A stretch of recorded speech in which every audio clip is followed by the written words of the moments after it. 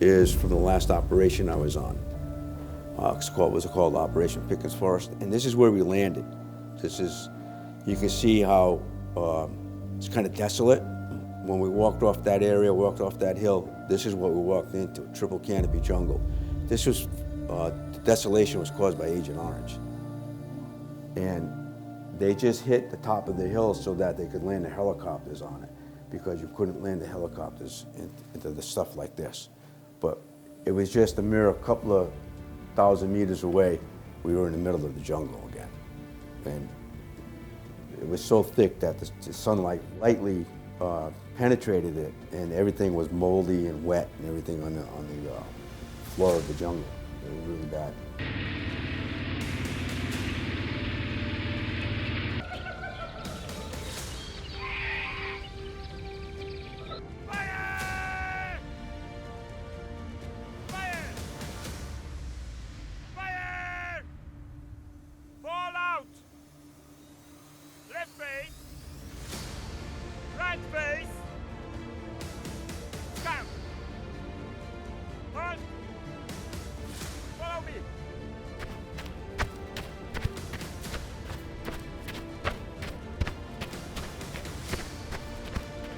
The idea behind this event was to show the equipment and the times of the combat infantrymen in Vietnam.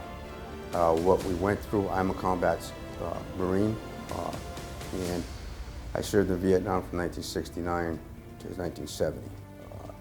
So what I decided to do was put together a program following what we did over there and during that tumultuous time period in American history. At one point, it's the only time in American history where we had a war going on in one part of the world, and back home, people were protesting that war. We think that today's society is polarized. It was much more polarized back then between the hawks and the doves.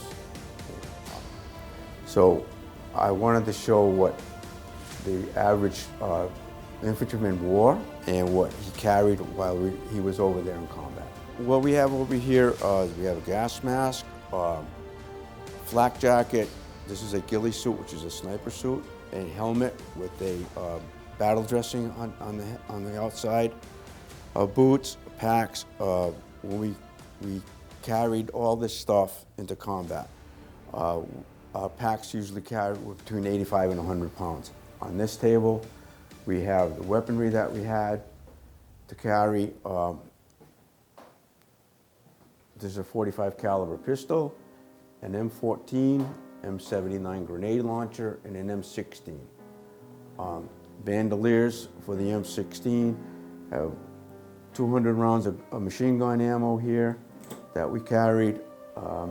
This is a light anti-tank weapon called a law, a couple of grenades, a K-bar knife, claymore mine.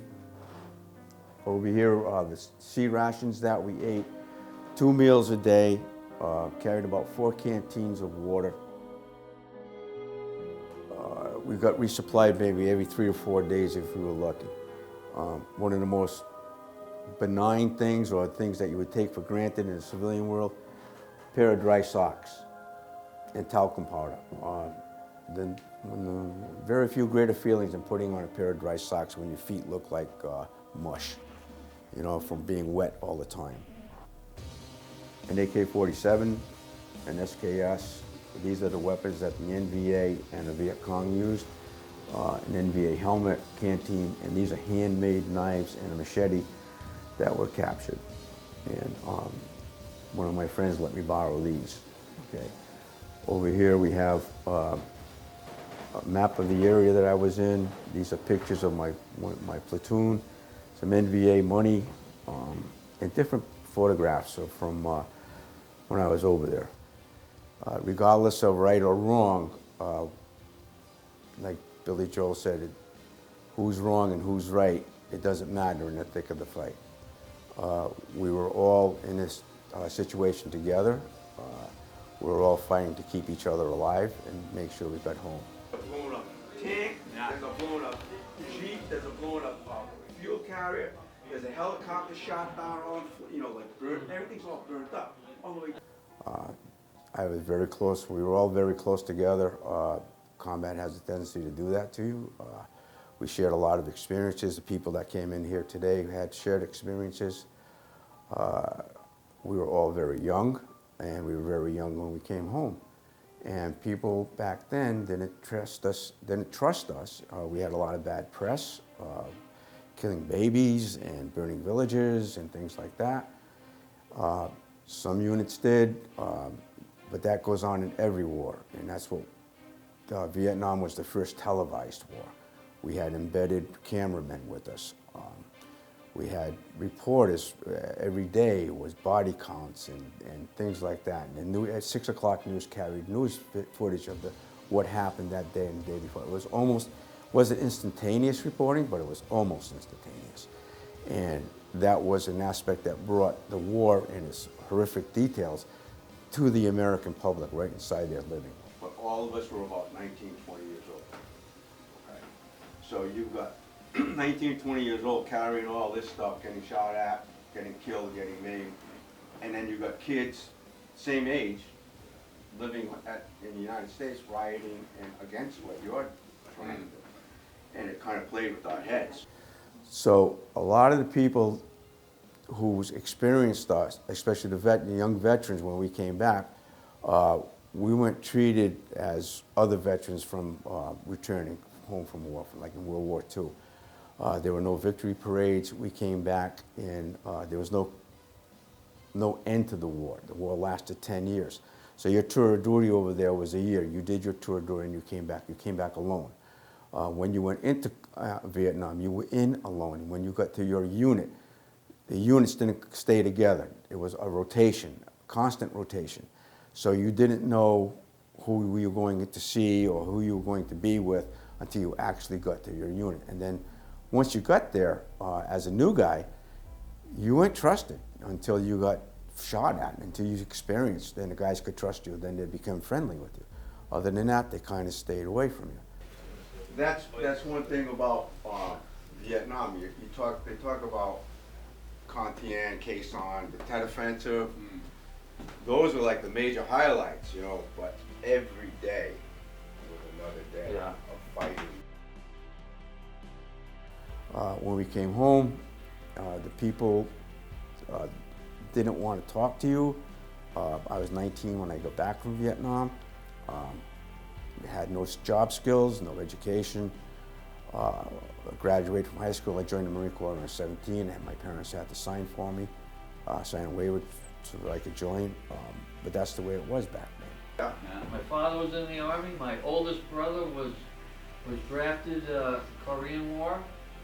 My oldest sister graduated from Sacred Hearts Academy. Said I get to get the hell out of Fall River. Yeah. Don't we all? The government didn't acknowledge that returning veterans had PTSD. They said they didn't.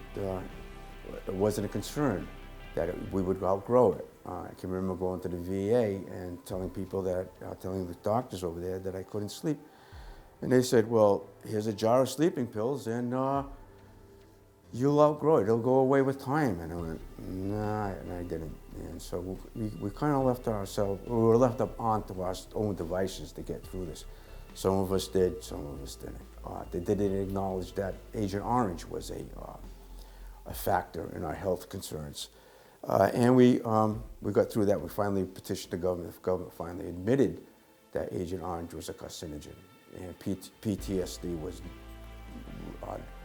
was a reality, and we got treatment for it. You know, and we can see from now the returning veterans from Afghanistan and Iraq were treated much better than we were treated, and that's because of what we went through, by the lack of respect that we got when we got home. I said, because I'm not stopping this chief.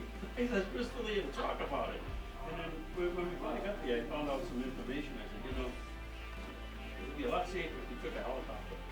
That way you didn't need me, for one thing. I'm trying to create an educational experience for people, especially for young people who don't know too much about the Vietnam War. I know there's been books that were written about it, and Ken Burns did a series on it. But this kind of brings it home right here. I believe 23 Fall Riverites have got killed over there. We're trying to build a Vietnam veterans Vietnam wall, replica wall down at Heritage State Park. So this could be included in parts of that, you know. I encourage people to come down and visit here to see what we have going on here. We have a lot of programs. I know Facebook is one of our biggest promotional avenues, so you can visit us on Facebook or our internet website, and we hope to see more people come down here and get involved in Fall River history.